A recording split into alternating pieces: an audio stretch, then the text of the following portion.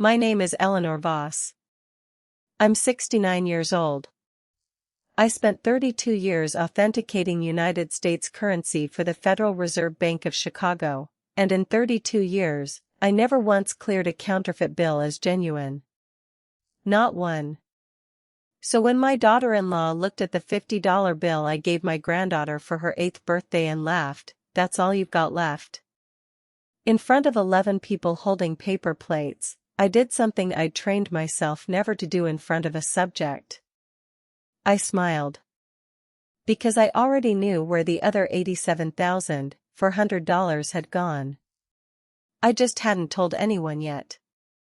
I'd been building the file for 11 months.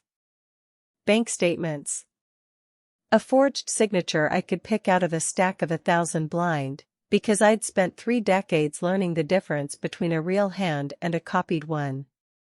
A home equity line of credit taken out against a house that was supposed to be paid off. A boutique on Oak Park Avenue with my husband's Tulandi pension quietly bleeding into its inventory account. My daughter-in-law thought I was a sweet, forgetful old woman down to her last $50. She had no idea that the woman holding that bill had spent her career deciding, under a jeweler's loupe, whether a piece of paper was worth anything at all, and that she had already decided, months earlier, exactly what her own daughter-in-law's signature was worth. Welcome back to Gia Mom Stories, where mothers share the moments that tested everything they built, and the quiet precision that carried them through it.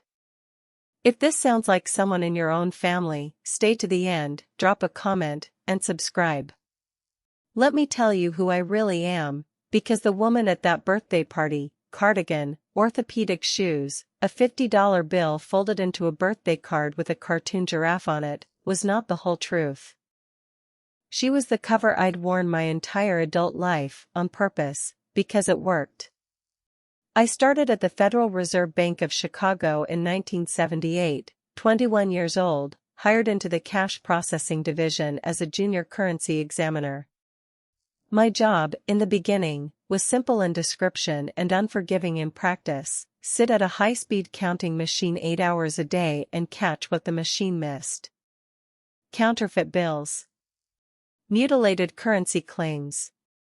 Bills so worn the Treasury needed a human eye to certify they were real before they'd redeem them. By the time I was 30, I'd moved into the specialized unit, the one that didn't just count money, but decided, under magnification, whether a bill or a signature or a check was what it claimed to be. I learned to read paper the way some people read faces.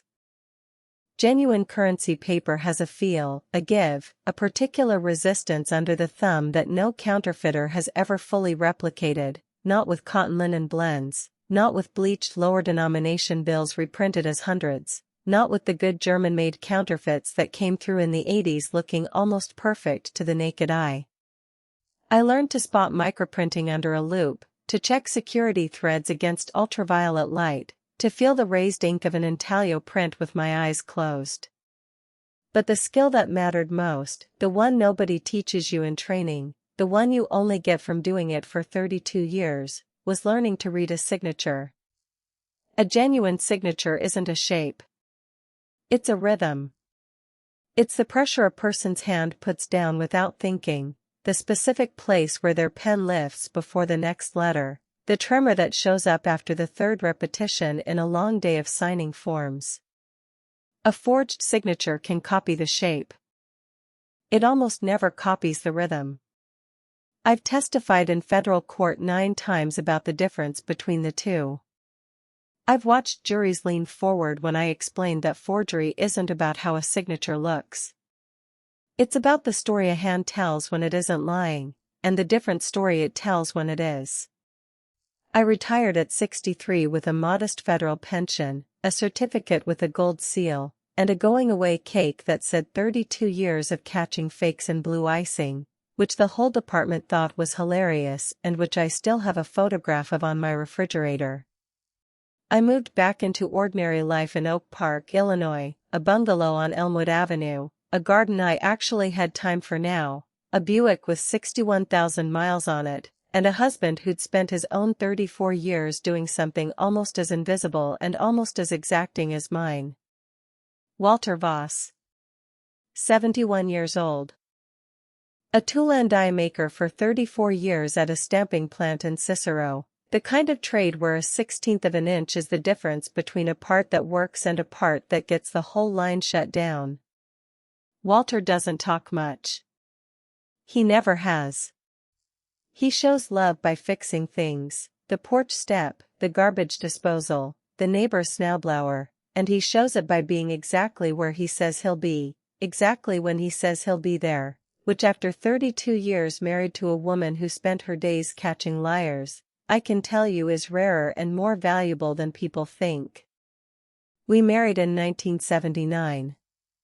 One son, Daniel, born in 1984. I worked full-time his whole childhood, which in that neighborhood in that decade made me something of an oddity. The mothers at his elementary school knew me as Danny's mom who works downtown at the bank, and I let them believe I was a teller, because it was easier than explaining what I actually did, and because in my line of work, the less people know about what you notice, the more you notice. Daniel grew up steady, a little anxious, eager to please, the kind of boy who apologized when other kids bumped into him. He became a regional operations manager for a logistics company out of Bolingbrook. Good job, good benefits, makes about $91,000 a year. He's kind. He's also, and I say this with love because it's true and because it matters to the rest of this story, a man who has spent his whole life choosing the version of events that requires the least conflict. He gets that from neither Walter nor me. Or maybe he gets it from watching two parents who never fought in front of him and mistaking our quiet for a lack of anything worth fighting about. Daniel married Vanessa Cole 6 years ago. And this is where I need to slow down, because I don't want you to hear this story and think Vanessa was born a villain. Nobody is. Understanding why someone does something doesn't excuse it. But it helps you build a better case, and it certainly helped me build mine. Vanessa grew up in Berwyn, one town over, the middle of 3 daughters. Her father drove a delivery truck for a beverage distributor. Her mother worked the counter at a dry cleaner's for 18 years. Money in that house wasn't scarce exactly, but it was tight in the particular way that teaches a child to notice what other children have and she doesn't. Vanessa has told me, in calmer years, about the humiliation of a 7th-grade field trip her parents couldn't afford, about wearing her older sister's coat 2 winters past its style, about a mother who said we'll see to every request, which both of them knew meant no. What Vanessa took from that childhood wasn't thrift. It was performance. She learned early that the appearance of abundance mattered as much as abundance itself, maybe more, because appearance was something you could control on a limited budget if you were clever about it, and Vanessa is clever. She worked retail through her 20s, good at it, good at merchandising, good at making a rack of markdowns look like a boutique. She always wanted her own store. She talked about it on our second real conversation, at Daniel's 28th birthday dinner, eyes bright, describing a shop she'd call Vanessa Ray, her middle name, Ray, after a grandmother, carrying curated, elevated basics for women who deserved to feel put together, her words. She married Daniel, I believe, because he offered the one thing her childhood never had, stability without struggle attached to it. A house that would be paid off. A mother-in-law with a federal pension and a paid-off bungalow of her own. In-laws who, from the outside, looked like exactly the kind of family that could be leaned on without ever admitting you were leaning. I remember their wedding clearly, because I remember thinking, watching Vanessa give her toast, that she was the most polished bride I had ever seen at that particular reception hall. Every detail curated, the escort cards, the signature cocktail named after a nickname Daniel didn't actually have, a photographer flown in from 2 hours away because a local one, in Vanessa's words, wouldn't get the light right. Walter leaned over to me during the first dance and said, "That's a lot of show for 2 people who already love each other." I told him some people need the show because nobody ever showed them anything growing up. He nodded, and neither of us thought much more about it, because it seemed, at the time, like an understandable extravagance and nothing more. I did not yet understand that for Vanessa, the show and the substance were never entirely separate things. The show was, more often than not, the point. I want to be precise about something, because precision is the entire point of who I am. Vanessa was never unkind to me in the ordinary sense. She hugged me at Thanksgiving. She tagged me in photographs. She called me Mom Eleanor in a voice that sounded, to anyone listening from 3 feet away, exactly like affection. What I noticed, because noticing what other people miss is the only skill I have that ever mattered, was that Vanessa's warmth toward Walter and me increased in direct proportion to how useful we might be to the story she was telling about herself. And 2 years ago, we became very useful indeed. 2 years ago, in March, I fell on the ice outside the Jewel-Osco on Roosevelt Road, carrying 2 bags of groceries I should have made 2 trips for. Fractured hip. Surgery. 6 weeks in a rehabilitation facility, 4 more months of physical therapy before I trusted my own legs on stairs again. It was, up to that point, the most helpless I had been since childhood, and I did not enjoy it, and I will tell you honestly that in the fog of pain medication and unfamiliar rooms, I was not thinking about signatures or paperwork or forgery. I was thinking about whether I would walk normally again. Vanessa knew that. She was, I believe, the only person in the family paying close enough attention to know exactly when I was least equipped to notice anything at all. She came to the rehabilitation facility the second week with a folder. "Mom," she said, sitting on the edge of my bed, holding my hand the way you'd hold the hand of someone much more fragile than I actually was, "let me just take the bills off your plate while you heal. Water, electric, the property tax escrow, anything with a due date. You don't need that stress right now. I'll just need you to sign this so the bank will talk to me if there's a question." I signed it. My hand was shaky from the medication, and I remember thinking, with the small, grateful relief of someone who has just been offered help she didn't know she needed, that I was lucky to have a daughter-in-law who thought of these things. I remember Daniel standing by the window, nodding, saying, "That's a good idea, Vanessa, thanks for handling that." I remember the notary who came to witness it, a young man from the facility's front office, tired, in a hurry, checking my ID against my face for maybe 4 seconds before he stamped his seal. I remember none of us reading past the first paragraph, because none of us imagined we needed to. That document was a limited power of attorney. Bill pay authorization only. Or that is what I believed it was, and what I would have sworn to under oath, right up until the day, 11 months before that birthday party, that I finally sat down and read the copy in my own filing cabinet next to the copy the bank had on file, and discovered they were not, in fact, the same document.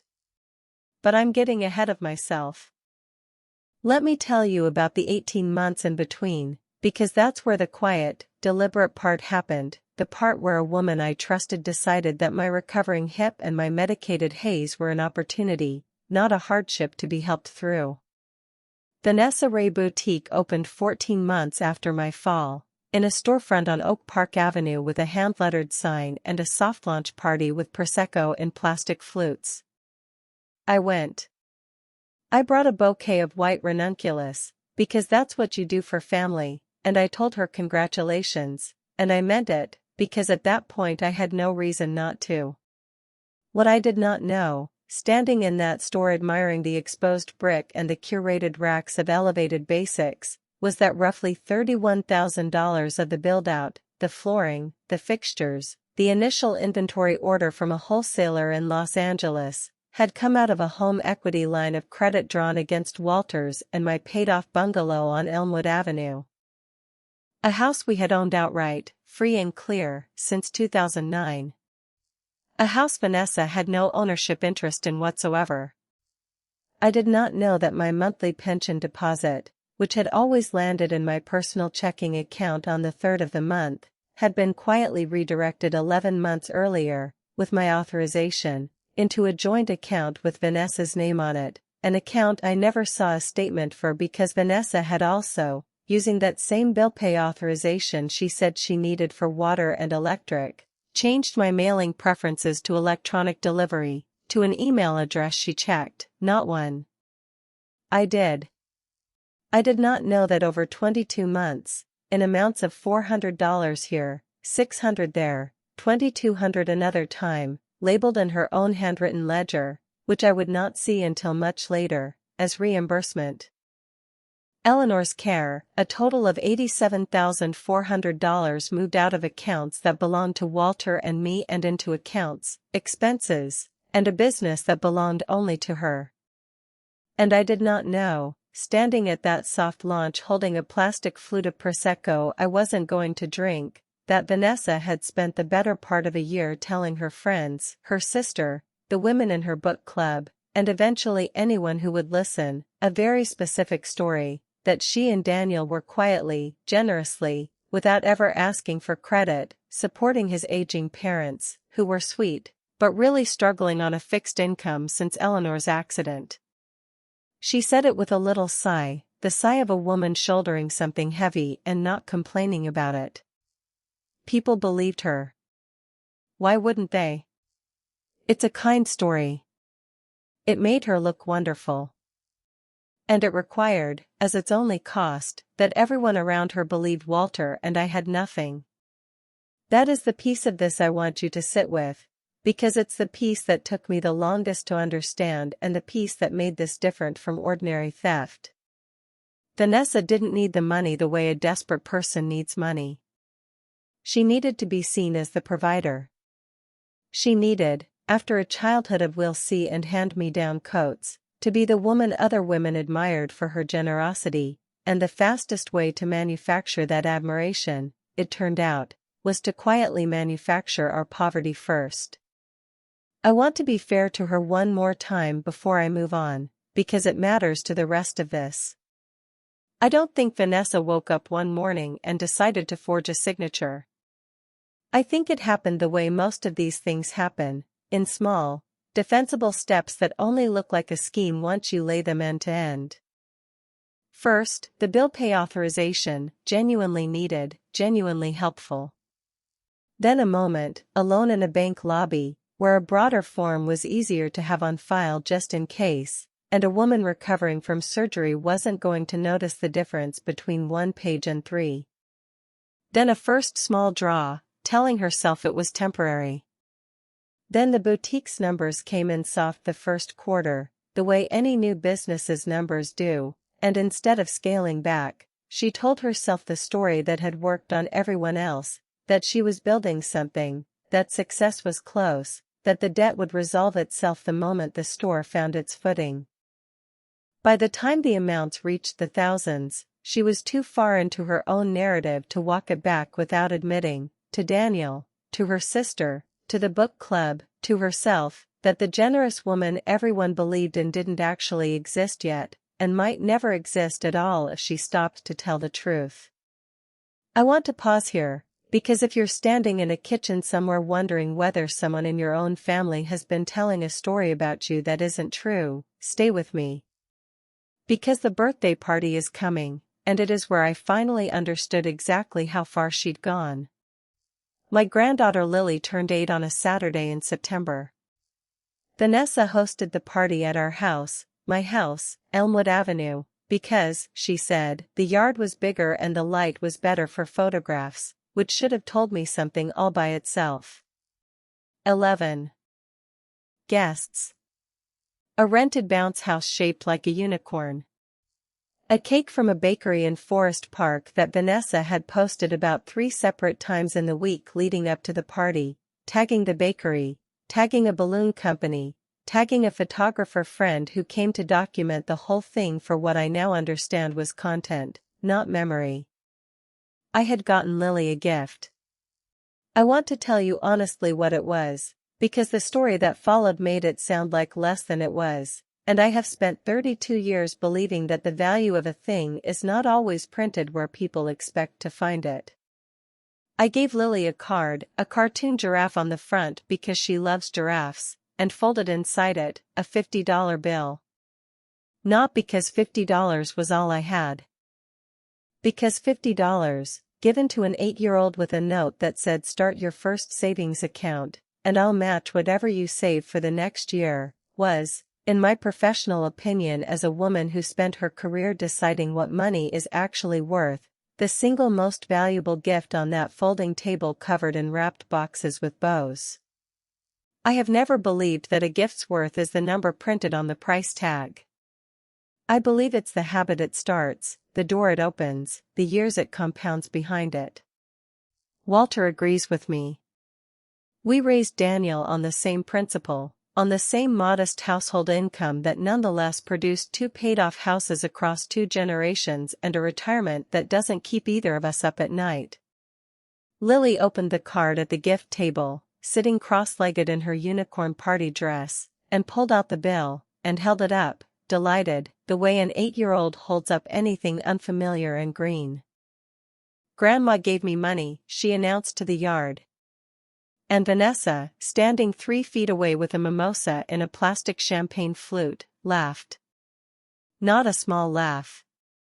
A laugh pitched, I noticed, for the 2 mothers standing near her holding their own drinks, a laugh with an audience in mind. "Oh, Mom Eleanor," she said, loud enough for the whole gift table to hear, "that's all you've got left?" The 2 women near her laughed too, the automatic laugh of people who've decided the person telling the joke is the one who's read of the room they trust. One of them, a woman I didn't know, said, "Well, it's the thought that counts," in the gentle, condescending register you'd use about a child's crayon drawing. Someone's phone came up. I don't know if it was recording. By then it hardly mattered. I want to tell you what I felt in that moment, because I've thought about it a great deal since, replayed it the way I used to replay a disputed bill under 3 different lights before I signed off on a determination. I did not feel embarrassed. I felt something closer to what I used to feel at the counting station when a bill came through that looked almost right, and then didn't. A small, cold click of recognition. Because I already knew, by September of that year, that Vanessa had access to statements I hadn't seen in 11 months. I already knew my pension deposit amount looked different on the one paper statement that had slipped through by accident in June. I had already, 3 weeks earlier, pulled a folder out of my own filing cabinet and started comparing it, quietly, at my kitchen table, against a photocopy the bank had mailed me by mistake when a teller misfiled a request. "That's all you've got left" was not an insult to me. It was a confession. Because the only way Vanessa could know, with that particular tone of casual certainty, that I had little left, was if she had spent 18 months constructing the account balances that made that sentence true. I did not say any of this at the party. I smiled, the way I used to smile across an interview table at a man who thought his forged endorsement was going to hold up. I said, "It's a start for her, that's all it needs to be," and I refilled the lemonade pitcher, and I watched my granddaughter tuck the bill into her giraffe backpack, and I went home that night and I did not sleep. Because here is what I want you to understand about a woman trained to authenticate currency for 32 years, I don't get angry quickly. I get thorough. The following Monday, I called the bank. Not Vanessa's branch, mine, the one I'd used since 1991, and I asked to speak to a manager I'd known for years, a woman named Renata who'd once thanked me for catching an error in her own deposit slip. I asked for paper statements again, going back 2 years, mailed to my address, not emailed anywhere. Renata pulled them while I waited on the phone, and there was a pause on her end I didn't like the sound of. "Mrs. Voss," she said, "there's a joint account here I want to make sure you're aware of. Opened 14 months ago.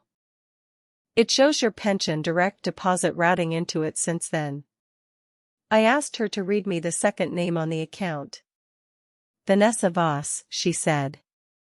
I thanked her, very calmly, the way I used to thank a witness for confirming a detail I already suspected, and I asked her to overnight me full statements on both accounts every month, no exceptions, and to flag my file so that no account changes could be made without my in-person signature and a second form of ID going forward. Then I hung up the phone and sat at my kitchen table and did what I've done for 32 years when something doesn't look right. I started pulling every document I could find. Over the following 6 weeks, I built what I used to call, at the Fed, a source file, every piece of paper that touched the question, gathered before you draw a single conclusion. I want to walk you through what I found, because the pattern of it, once I laid it out, was as clean and as damning as any counterfeit bill I ever caught under a loop. First, the power of attorney. I drove to the rehabilitation facility's business office myself, in October, and asked for a copy of the document I'd signed there 19 months earlier. The clerk, a different young man than the one who'd notarized it, pulled it from their records without hesitation, because they keep copies of everything a notary witnesses on their premises. I sat in the parking lot afterward and read it twice. It was not the limited, bill pay only authorization I remembered signing. It was a durable general power of attorney, broad enough to open accounts, close accounts, apply for credit, and encumber real property in my name. My signature was on it. It looked, to an untrained eye, exactly like my signature. To my eye, trained for 32 years to read the rhythm underneath the shape, it was close, and it was wrong. My genuine signature has a specific hesitation between the E in Eleanor and the loop that follows it, a small hitch, the residue of a childhood where a nun corrected my cursive so many times I never fully lost the flinch. The signature on this document had the shape of that hitch. It did not have the rhythm. It was traced, or practiced from a sample, by someone who had studied my handwriting closely enough to copy its silhouette and not closely enough to copy the 30 years of muscle memory underneath it. I want to be honest, I could have been wrong. I am human, and grief and suspicion can make a person see forgery in an honest tremor. So I did not trust my own eye alone. I called Frank Delgado. Frank and I worked the same floor at the Chicago Fed for 11 years before he moved over to a forensic document examination role, eventually consulting privately for banks and law firms after his own retirement. Frank had testified in more courtrooms than I had. Frank's eye for a forged signature was, if anything, sharper than mine, because unlike me, document examination had been his whole career, not an adjacent skill I picked up defending currency. I drove out to Frank's house in Elmhurst with 3 things: the copy of the rehab facility document, 4 samples of my genuine signature from unrelated papers spanning the last 5 years, and a coffee his wife makes that I still think about. Frank spread everything across his dining table under a daylight lamp, the same kind we'd used at the Fed, and he didn't say anything for almost 20 minutes. "Eleanor," he said finally, "I'd put this in front of a judge without hesitation. Look at the pen lifts." He pointed with a pencil, not touching the paper. "Your genuine signature lifts the pen 3 times.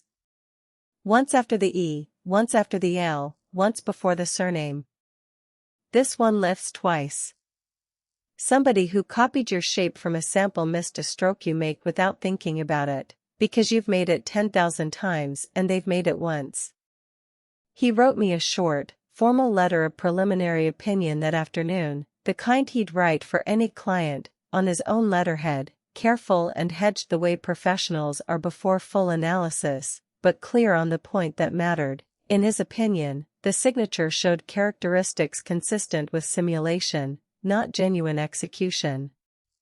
That was the first tab in what would become, over the following 2 months, a file thicker than any I built in 3 decades at the Fed. The second tab came from the Cook County Recorder of Deeds, a Tuesday morning in November. A 40-minute drive I made alone because I did not want to explain to Walter yet what I was looking for, not until I was certain, because a wound like this, once opened in a marriage of 45 years, does not close back up easily, and I intended to open it exactly once, with everything already proven. The recorder's office confirmed what Renata at the bank had already made me suspect. A home equity line of credit, $60,000 authorized, drawn against 214 Elmwood Avenue, Oak Park, Illinois, our house, mine and Walter's, paid off in full since 2009, opened 14 months earlier. The application carried both our names. The signature under Walter J. Voss had the same problem as mine. 2 pen lifts were Walter's actual signature, which I have watched him make on a Christmas card every year for 45 years, always makes 3, because Walter's own hand hitches slightly on the J, a childhood habit from a teacher who insisted he loop it a specific way. Neither of us had walked into a bank to sign that application. Neither of us had ever spoken to a loan officer about it. The disbursement record showed $31,000 wired out 6 weeks after closing, to an account belonging to Voss Ray Ventures LLC. Which brought me to the third tab. I drove to the Illinois Secretary of State's business filings the following week. You can search these online now, which would have made my old job considerably harder if counterfeiters had thought to use it, and pulled the formation documents for Voss Ray Ventures LLC, registered agent Vanessa Voss, filed 9 months after my fall. I pulled the boutique's own social media, screenshotting posts I would later print in color and place in a binder, the soft launch, the grand opening, a caption from 6 months earlier that read, almost word for word, "So blessed to be able to help take care of Daniel's parents while building something of my own. Sometimes family means showing up quietly," beneath a photograph of Vanessa in the store, arranging a rack of blouses, radiant. I sat with that caption for a long time. Showing up quietly. I thought about the $50 bill. I thought about that's all you've got left. And I understood, finally, completely, the shape of what she had built. Not just a scheme to move money. A story, publicly performed, in which she was the generous one and I was the diminished one, and the story needed my diminishment to be believable, which is why she'd said what she said at that party in front of an audience she'd curated for exactly that purpose. The fourth tab was the ledger. I found it by accident, or by the kind of accident that comes from being patient. Daniel came by in December to fix a dripping faucet. Walter's hands aren't what they were either, and Daniel still does small jobs for us, and while he was under the sink, his phone, left on the kitchen counter, lit up with a text from Vanessa, "Can you grab the folder from the office before Tuesday, need it for taxes." I didn't touch his phone. I would never do that. But I asked Daniel, casually, refilling his coffee, whether Vanessa kept good records for the store, and he said, proudly, that she was meticulous, kept a handwritten ledger of every draw from the family account so she could pay it all back eventually, every dollar tracked. That word, meticulous, told me something important. Vanessa did not think of herself as stealing. I want to be fair to her here, the way I was taught to be fair to every subject before I signed off on a determination. In her own account of events, which I would hear directly from her eventually, she believed she was borrowing against a future in which the boutique succeeded, and she paid every dollar back with interest, plus the additional credit of having quietly supported her in-laws in the meantime. It was, in her mind, not theft. It was an investment in a story that would eventually make everyone glad she'd taken the risk. Intent doesn't change what the money is. I learned that lesson on my very first week at the Fed, examining a stack of bills a man swore he didn't know were counterfeit. Sincerity does not make a forged signature genuine, and a story told with real belief is still a story built on stolen ground. I asked Daniel, gently, if he'd ever seen that ledger himself. He said no. Vanessa handled the store's books, he trusted her with it, he had enough on his plate with his own job. I marked that down too, in the file I was keeping in my head before I ever wrote a word of it on paper, my son, aware there was a ledger, aware there was a family account being drawn against, choosing not to look at either, because looking would have required a conversation he did not want to have. I want to say something about Daniel here, because he is my son and I love him, and because the part of this story that hurt the longest wasn't Vanessa.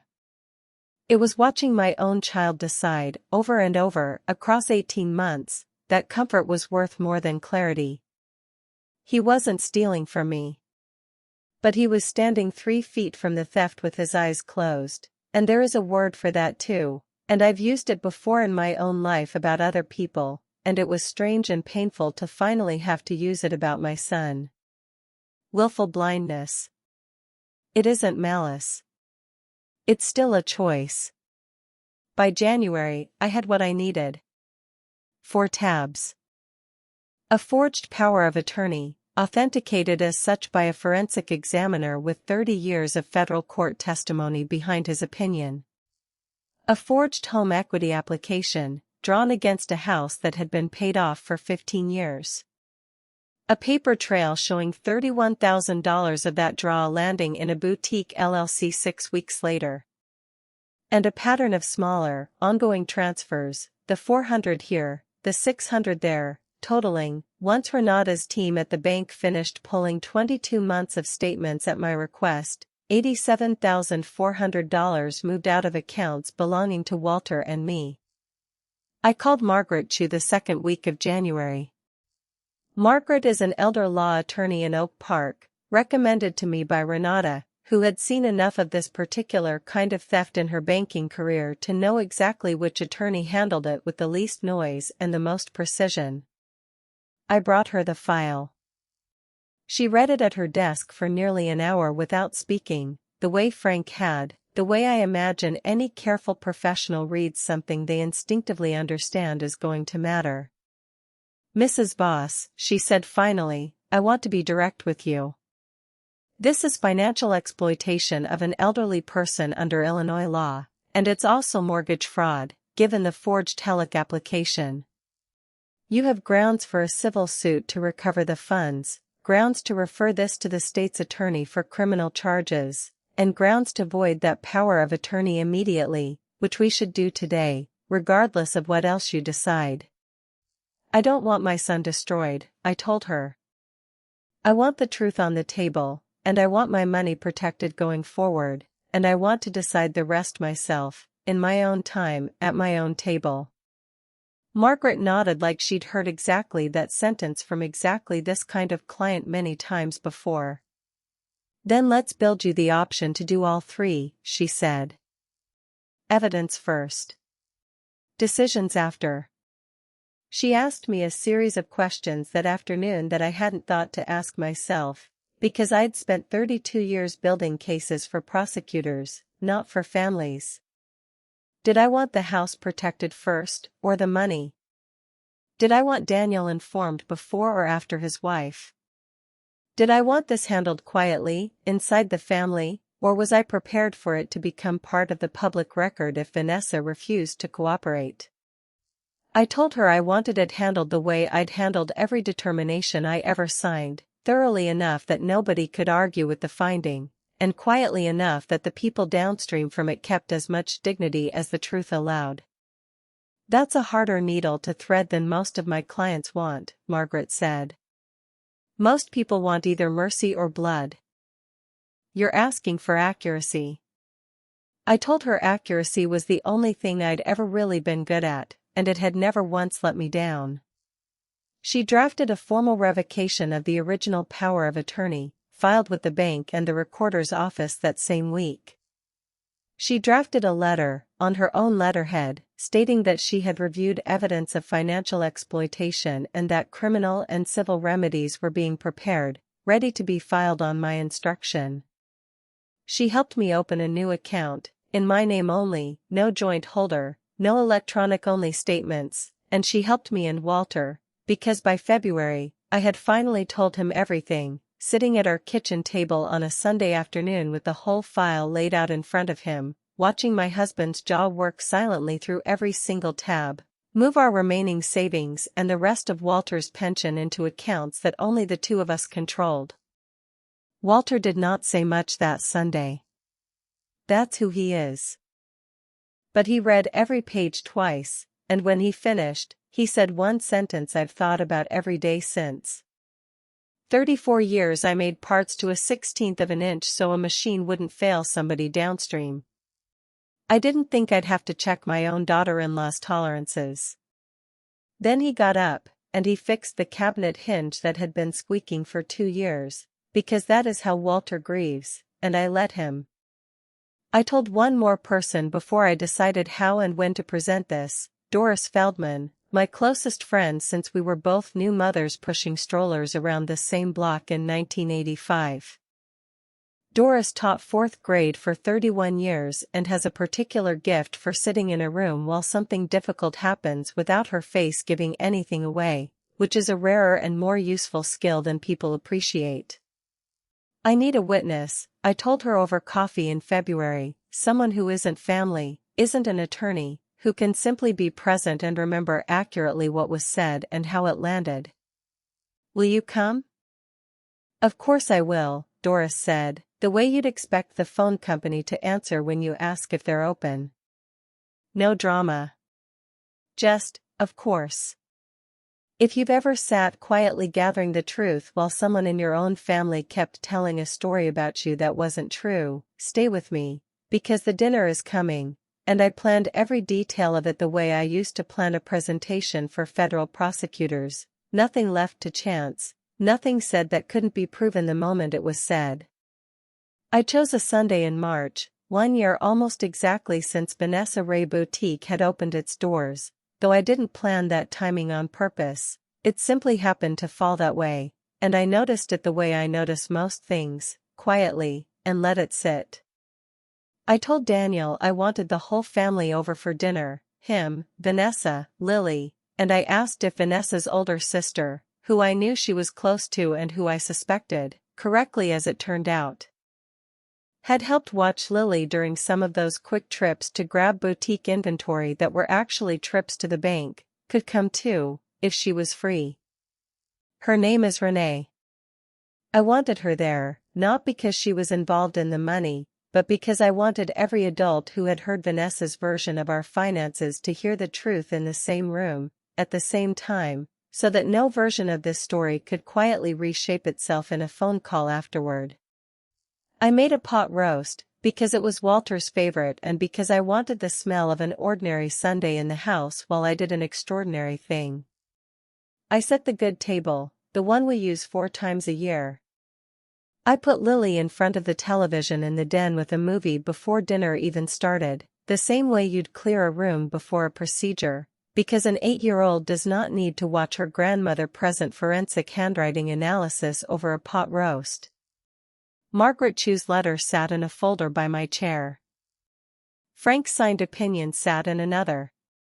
The recorder's documents, the bank statements Renata had certified and stamped, the boutique's own public captions printed in color, the handwritten ledger, which Daniel, to his credit, had finally asked Vanessa for directly in late February, after our Sunday conversation, and which she had, after 2 days of pressure, handed over. All of it sat in a single binder, tabbed, numbered, a table of contents on the first page, the way I used to organize every case file that mattered before I signed my name to a determination.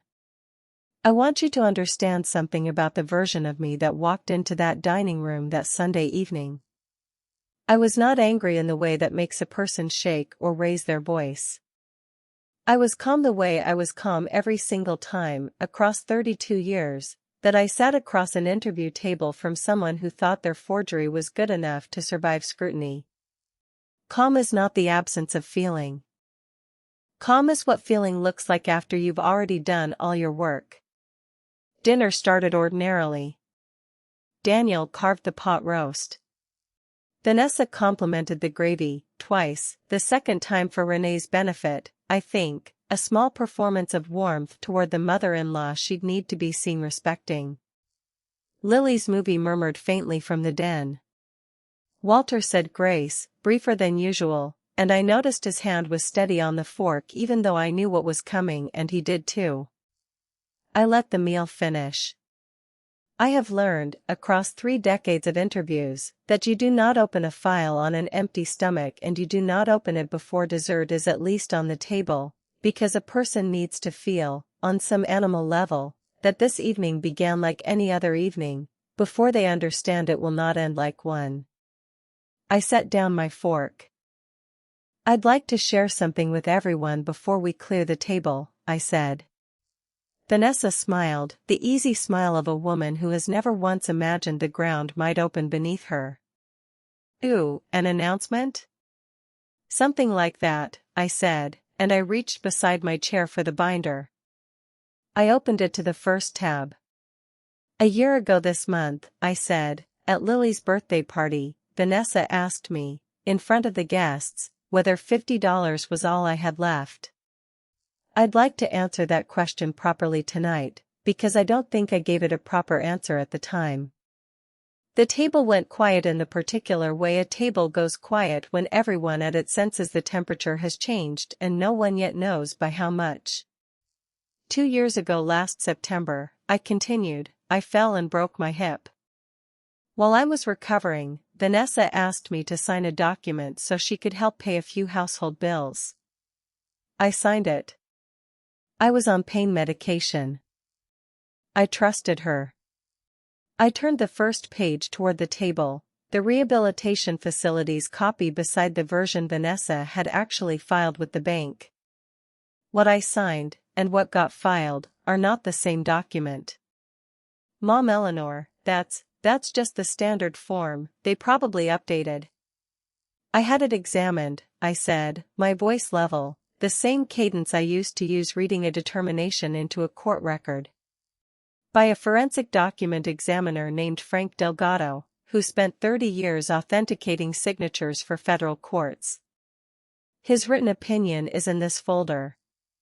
He found that the signature attributed to me on this expanded power of attorney is consistent with simulation, not genuine execution. In plain language, someone traced or copied my signature. It was not written by my own hand. I turned to the second tab before anyone could speak. 14 months ago, using that document, someone applied for a $60,000 home equity line of credit against 214 Elmwood Avenue, the house Walter and I have owned free and clear since 2009. I slid the recorder's documents across the tablecloth. Neither Walter nor I signed this application. His signature on it has the same forensic problem mine does. Walter, beside me, said nothing, but I felt him go very still, the stillness of a man watching something he already knew confirmed out loud in front of witnesses. $31,000 of that loan, I said, turning to the third tab, was wired 6 weeks after closing to an account belonging to Voss Ray Ventures LLC. I placed the Secretary of State filing on the table, Vanessa's name clear as registered agent, the formation date 9 months after my fall. Vanessa's face had gone from performance to something else, something closer to the look of a woman doing arithmetic she didn't want to be doing. That loan, she said, that was going to be paid back. I have a ledger, I've tracked every. You do have a ledger, I said. I've read it. Daniel got it from you in February, and I want to thank him for that, because it's actually quite thorough. I turned to the fourth tab, the handwritten pages, photocopied and highlighted, entries labeled reimbursement, Eleanor's care in amounts of $400, $600, $2,200, dated across 22 months. It shows $87,400 moved out of accounts belonging to Walter and me. Not to pay our bills. To fund inventory, build-out costs, and, I want to be precise here, because precision is the only thing I've ever been good at, a leased vehicle and a handbag purchase in April of last year, both listed here as business development. Renee, Vanessa's sister, had gone very quiet across the table, her eyes moving over the ledger pages the way I imagine an accountant's would, adding things up faster than she wanted to. I want to read you one more thing, I said, and I turned to the fifth tab, the printed social media captions, in color, the soft launch, the grand opening, and the caption from 6 months ago. I read it aloud, evenly, the way you'd read a witness statement into the record. So blessed to be able to help take care of Daniel's parents while building something of my own. Sometimes family means showing up quietly. I let that sit in the room for a moment. The way I've learned silence does more work after evidence than any amount of raised voice. Vanessa, I said, you told your friends, your book club, and I imagine quite a few strangers on the internet, that you were quietly supporting 2 elderly people who were struggling on a fixed income. Walter and I were not struggling. We had never once needed your support. The only reason anyone believed we were struggling is that you had already taken $87,400 out of the accounts that would have proven otherwise, and redirected our statements somewhere I couldn't see them. That's not, Vanessa's voice had climbed half an octave. You don't understand what it's like to build something from nothing, to grow up with nothing and finally have a chance to. I understand it better than you think, I said, and I meant it, because I do. I understand wanting to be seen as generous instead of needy. I understand what it costs to grow up watching your parents say we'll see and mean no. I read about your childhood in the file, Daniel, and I have talked through, and I am not unmoved by it. But wanting to be seen as generous does not give you the right to manufacture our poverty in order to perform your own kindness. You didn't help us. You used us as a backdrop for a story about yourself, and you funded that story with a forged signature on our house. Daniel had not spoken. I looked at him now, and I want you to understand what I saw on my son's face, because it mattered as much to me that night as anything in the binder. He was looking at the ledger pages the way you look at a photograph of yourself from an angle you didn't know existed. Not shocked, exactly. Confirmed. The look of a man who had suspected something for a long time and had chosen, over and over, not to turn the suspicion over and look underneath it. Daniel, I said gently, did you know about the ledger before February? He was quiet for a long moment. I knew there was a family account she was drawing from, he said finally, his voice thin. I didn't ask how much. I didn't want to know. It felt like it would start a fight I didn't want to have. That's the part one need you to sit with tonight, I said. Not Vanessa's part. Yours. You didn't forge anything. But you stood 3 feet from it with your eyes closed for 18 months, because looking felt harder than not looking. That's not innocence, sweetheart. It's a choice. I raised you better than that, and I think, somewhere underneath all this, you know it. Daniel put his face in his hands. He didn't say anything for almost a full minute, and nobody at that table rushed him, not even Vanessa, who had gone still in the particular way of someone realizing the room was no longer hers to perform in. What happens now? Renee finally asked, quietly, the first thing she'd said since I opened the binder. Here's what happens now, I said, and I closed the folder, both hands flat on top of it, the way I used to close a file the moment a determination was final. The power of attorney is already revoked, filed with the bank and the county as of January. That's done, regardless of anything said at this table tonight. Second, I am not filing criminal charges tonight, and I may never file them, but the option remains fully prepared with my attorney, and it stays prepared for exactly as long as I decide it needs to. Third, I want full restitution of $87,400, structured however you and Daniel and Margaret Chu can reasonably arrange between you. I am not interested in bankrupting a business, but I am not interested in forgiving a forged signature on my house either.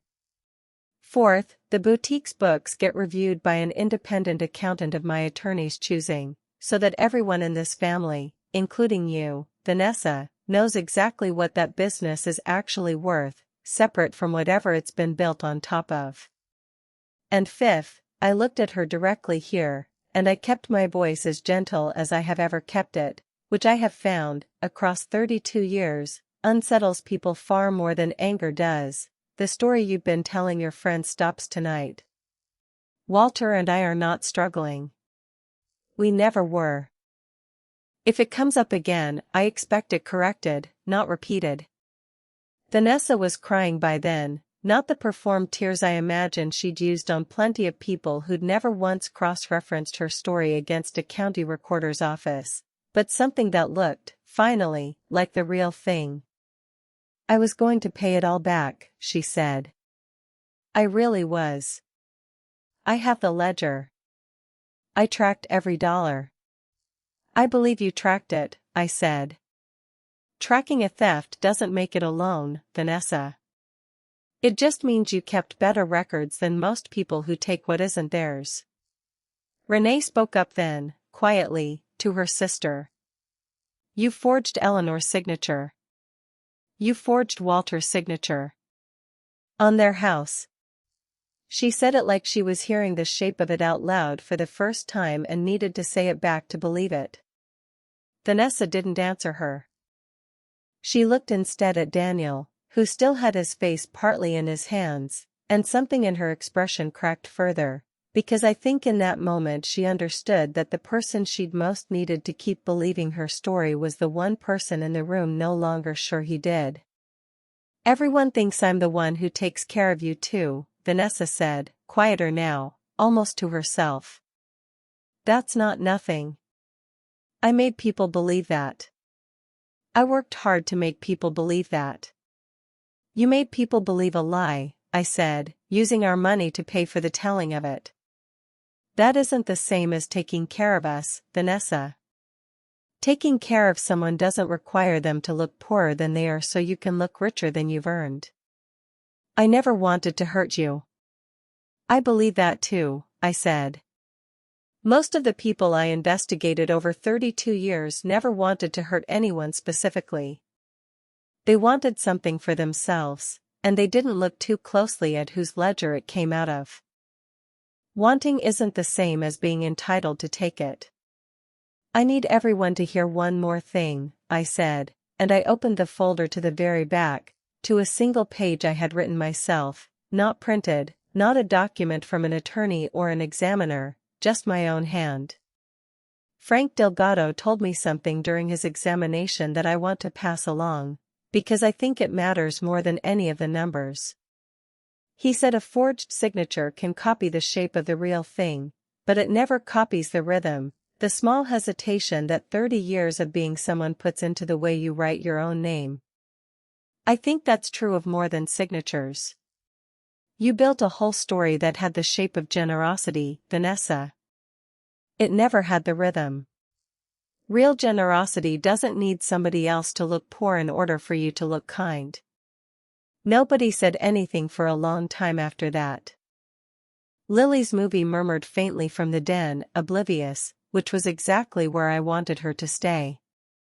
Walter finally spoke, for the first time since dinner started, in the voice he uses maybe twice a year, when something has to be said and he's decided he's the one to say it. 34 years, he said, I checked every part twice before it went out my door, because I knew somebody downstream was trusting it not to fail them. You had our trust for 2 years, Vanessa, and you didn't check anything. You just took what you needed and hoped nobody downstream ever looked. That was the whole of it. There was no shouting. There was no thrown wine glass, no dramatic exit into the night. Vanessa cried quietly into a cloth napkin. Daniel sat with his face in his hands until Lily's movie ended and he had to go be a father in the next room, which he did, because whatever else is true about my son, he has never once failed to show up for his daughter. Renee left early, and hugged me at the door, and said, I had no idea, Eleanor. I'm so sorry, which I believed, because I'd built this file specifically so no honest person in the family would be able to say they hadn't been shown the truth plainly.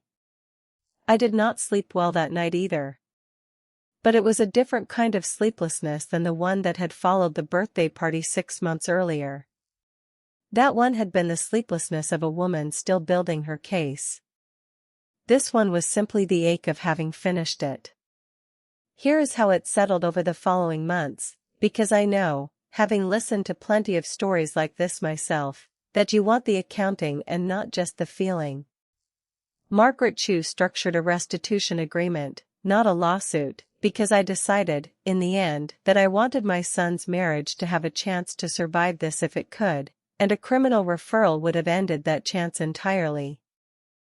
The agreement called for $87,400 repaid over 6 years, secured against the boutique's assets and, if the boutique failed, against Vanessa's future earnings directly, with an independent accountant reviewing the business's books quarterly for the first 2 years. The home equity line was refinanced properly, this time with both Walter's and my actual signatures, at a lower amount, and the balance Vanessa's forged draw had created was folded into her restitution, not left sitting against our house. Vanessa Ray Boutique is still open. I want to be honest about that, because I think it matters. I did not want to destroy a business just to prove a point, and the accountant's quarterly reviews have, if anything, made it a better run store than it was before, because someone besides Vanessa is finally looking at the numbers. Daniel and Vanessa are in counseling. I don't know, as I tell you this, whether their marriage will hold, and I have made peace with not knowing, because that was never mine to decide. What I do know is that Daniel changed, in the months after that dinner, in a way I had stopped expecting from my son. He started asking questions instead of accepting comfortable answers. He asked to see the boutique's books himself, monthly, alongside the accountant. He told me, on a Sunday visit in June, sitting at my kitchen table where the binder had once sat, "I think I've spent our whole marriage choosing not to look at things, Mom. I didn't forge anything. But I let you take $50 bill jokes at a birthday party because it was easier than asking why Vanessa needed you to look poor." I told him I'd wondered the same thing for a long time and hadn't known how to say it without sounding like I was choosing sides. "You were choosing the truth," he said. "That's not the same as choosing sides. Renee, Vanessa's sister, still comes to family dinners. She's been, if anything, the most changed by that evening. She started asking Vanessa harder questions about money, and I think some part of her has quietly decided to be the kind of family member who checks things now, instead of only admiring the story on the surface. She told me, over coffee in May, that she'd spent years believing her sister had simply figured out how to have it all, and that watching the binder open, tab by tab, had been like watching a photograph she'd always trusted turn out to be doctored. "I should have asked where the money for the storefront came from," she said. "I just liked the story too much to check it." I told her that's precisely how most of these stories survive as long as they do, not because the people around them are foolish, but because a good story is more comfortable to believe than an uncomfortable question. Lily turned 9 in September, 1 year after that first party. We had it small this time, just family, in my backyard, no photographer, no bounce house, no captions. I gave her another card. Inside it, this time, was $100, and a small ledger book I bought her myself, blue cover, her name embossed on the front, along with a note that said, "Every dollar you save, I'll match, same as I promised last year. Ask me about interest sometime, it's the only kind of magic that's actually real." She hugged me so hard she knocked my glasses crooked, and asked, delighted, what interest was, and I sat with her on the back step for 20 minutes and explained compound growth to a 9-year-old using birthday money as the example, which is, I think, exactly the kind of gift Walter and I always meant to give this family in the first place, not the number on the bill, but the habit underneath it. I'm 69 years old. I spent 32 years deciding whether a piece of paper was worth what it claimed to be, and in 32 years, I never once cleared a fake as genuine. My daughter-in-law thought $50, given openly, in front of a crowd, by a woman in a cardigan, was the sum of what I had left. She was measuring me the same way she measured every rack in her store, by what showed on the surface, not by what was underneath it. If someone in your family has ever needed you to look smaller so they could look generous, if you've ever been handed a story about your own life that wasn't true and had to decide, quietly, whether to correct it, stay with that feeling for a moment, because it's usually the first sign that it's time to start checking the paperwork yourself, however that looks in your own life. Check the account you haven't seen a statement from in a while. Ask the question you've been avoiding because it might start a fight. A real signature and a forged one look almost the same to a hurried eye. It's only under real attention that the difference ever shows. I never raised my voice at that table. I never needed to. 32 years taught me that the truth, laid out tab by tab, in the right order, in front of the right witnesses, does louder work than anger ever could. My name is Eleanor Voss. I spent 32 years catching fakes for a living, and it turns out the last one I ever caught was sitting at my own dinner table, wearing my daughter-in-law's smile. If this reminded you of a piece of your own family's paperwork you've never quite looked at closely, go look at it this week. Drop a comment below and tell me what $50 has meant in your own family. And if this story felt like it was written for someone you love, share it with them tonight. Subscribe to Gia Mom Stories, and I'll see you in the next one.